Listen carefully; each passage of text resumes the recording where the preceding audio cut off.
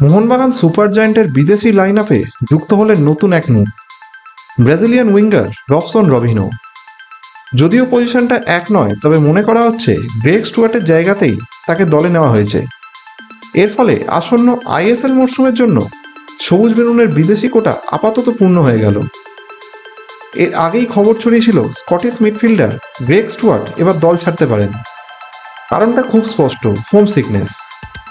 মুম্বাই সিটিতে থাকার সময়ও মাঝপথে দেশে ফিরে গিয়েছিলেন তিনি।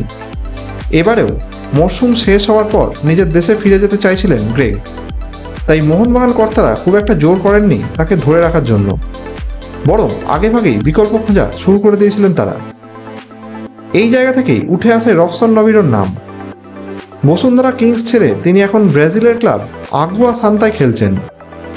সেখান থেকেই এবার আইএসএলে আসছেন তিনি, সবুজ বেলুন জার্সিতে।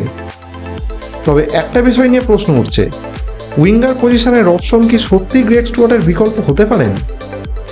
এই প্রশ্নের উত্তর একমাত্র জানেন কোচ হোসে মলিনা। কারণ মোহনবাগানে যেই ফুটবলারই আসছেন তা একেবারে কোচের চূড়ান্ত পরামর্শেই। হয়তো নির্দিষ্ট কোনো ফরমেশনের কথা মাথায় রেখেই রবসনকে নেওয়া হয়েছে। উল্লেখযোগ্য, রবসন মাঝে মধ্যেই অ্যাটাকিং মিডফিল্ডে খেলেন, অর্থাৎ গ্রেগের মতন ভূমিকাতেও তাকে ব্যবহার করা সম্ভব। আর একটা দারুণ তথ্য, ইস্টবেঙ্গলে নতুন সই করা মিগুয়েলের সঙ্গে বসুন্ধরার হয়ে একসঙ্গে খেলেছেন রবসন রবিনো। দুইজনেই তখনকার কোচ অস্কার ব্রুজোর পছন্দের ফুটবলার ছিলেন। ফলে ইস্টবেঙ্গলও একটা সময় রবসনকে নেওয়ার চেষ্টা করেছিল, কিন্তু শেষ হাসি হাসল মোহনবাগানই।